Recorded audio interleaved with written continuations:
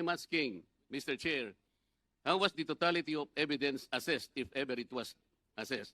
Ano po yung pinagbatayan? I think we deserve to know how the assessment was made. This concerns the liberty of an individual. Under the Constitution, no one should be deprived of life, liberty, or property without due process of law. I think Attorney Lopez deserves to be heard. Ano po yung assessment na ginawa ng chair o ng committee?